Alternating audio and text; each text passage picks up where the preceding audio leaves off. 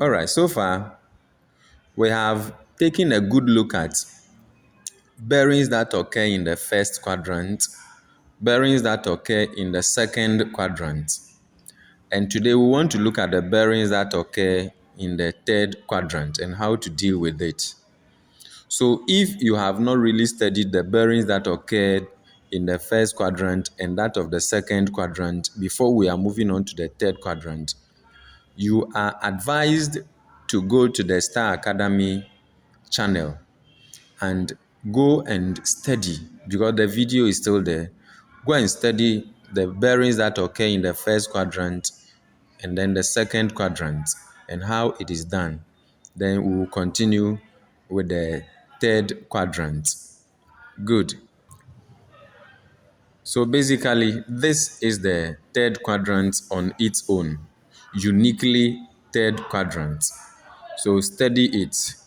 And what we have said about these bearings is that for you to read a bearing accurately or correctly, face the geographical north and turn clockwise.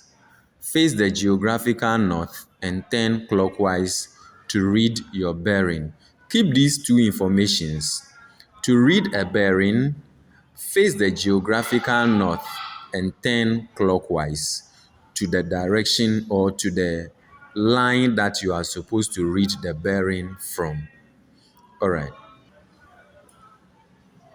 So when we say bearings that occur in the third quadrant, we can divide it into two, as we did for the first quadrant, second quadrant, and then we are now coming to do it for the third quadrant. So for the third quadrant, you can divide it into two like this, where the bearing or the angle you are going to read falls close to 180 degrees.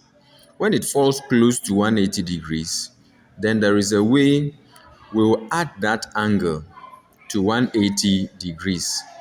When it is close, we'll add it to the 180 degrees and it makes it very, very simple. So take note, face the geographical north, turn clockwise. That is why you have seen the curved arrow over here.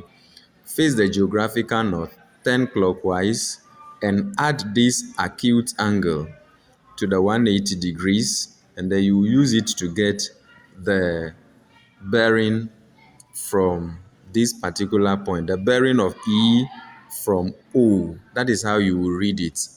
So face the geographical north and turn clockwise. All right. But if the angle you are going to read is outside 180 degrees like you see over here, then subtract it from 270 degrees. As you are seeing, subtract it from 270 degrees, and then you use it to get the bearing from the bearing of F from O. Now, what do we mean by this? You realize that this particular bearing, the angle that is here, this is like a road on which you are going to pass. So like we said in the first and second quadrant, take here like your house and here is your school. So before you move from your house and come to your school, you are going to pass on this road or this path. So before you pass on this path, the rule is that face the geographical north, turn clockwise and come to your path, then walk on it and come to the school. You cannot just get up and then just come and walk on this road or this path or this line to your school. Face the north and turn clockwise. When you get to your road, then you walk on it to the school.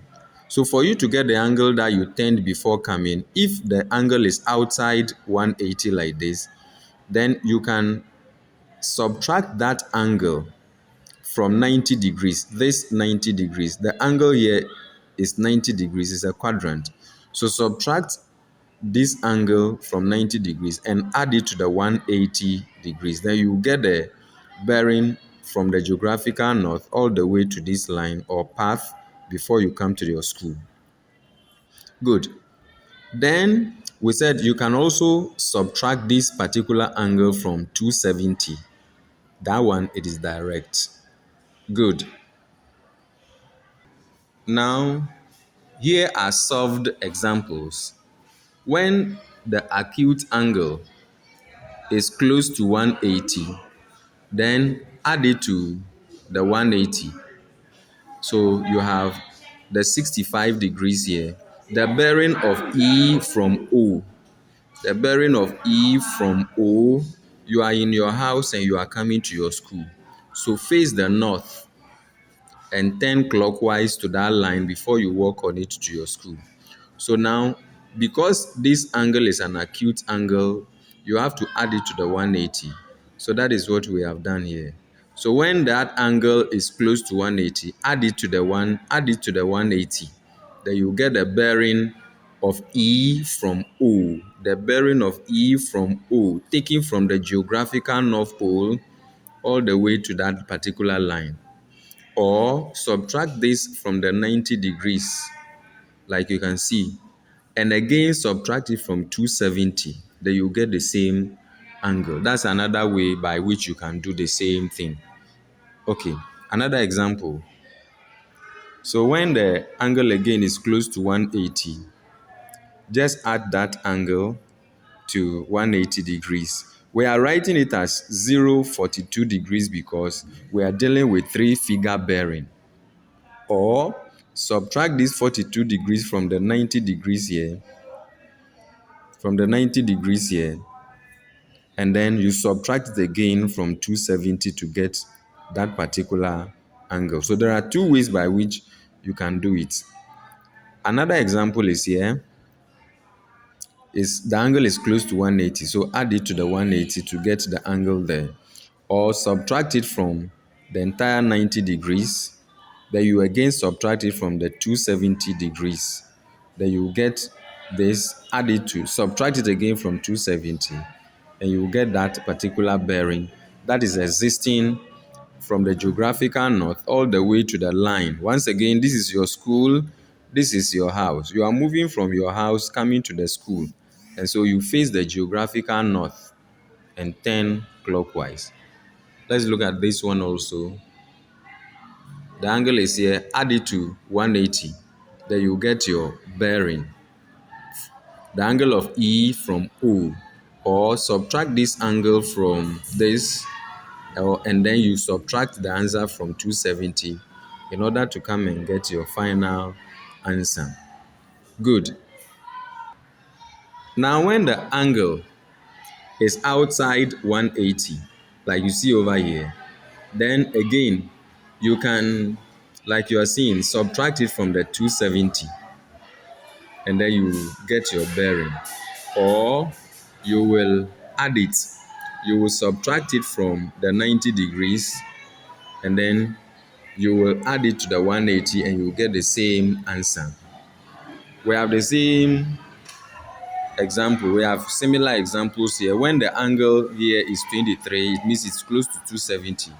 So subtract it from the 270 in order to get the angle bearing that is existing there. Or subtract it from the 90 degrees. The entire quadrant here is 90 degrees. So when you subtract it from 90, then you add it to the 180 here to get the bearing from the north all the way to this place. And the line, once again, this is the bearing of F from O, which you can say the bearing of my house from my school. The bearing of my house from my school. Good. So here you can say the bearing of my house from my school is 247 degrees.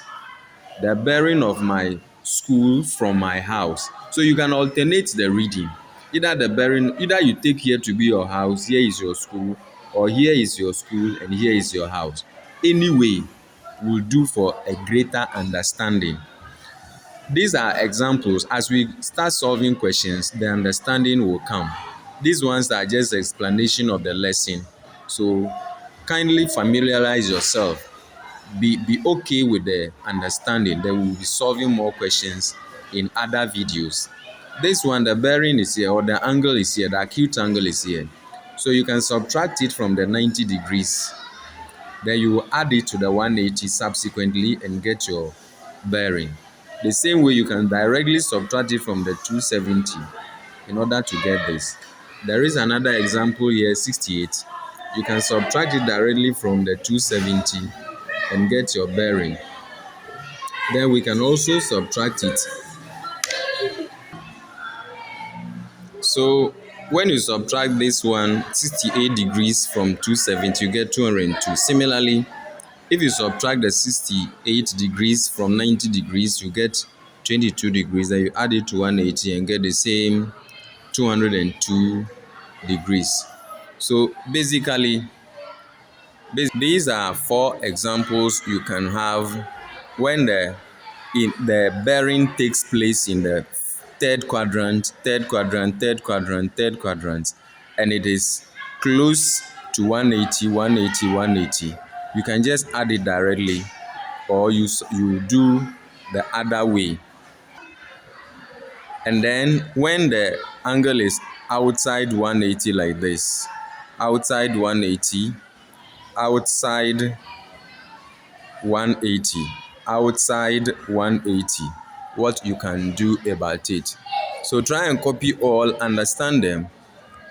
You can play over and over for the understanding to be solid, so that when we meet a question, all we have to understand is that for us to solve a bearing question, we face the north, turn clockwise. Face the north, turn clockwise. This is the Star Academy channel put together by Sesli. Subscribe, call your friends to subscribe. Let us learn and grow together. Let us make sure the platform grows so that together we can enjoy more lessons. All right. At this point, I'll say good luck as you learn the bearing and enjoy it. Thank you.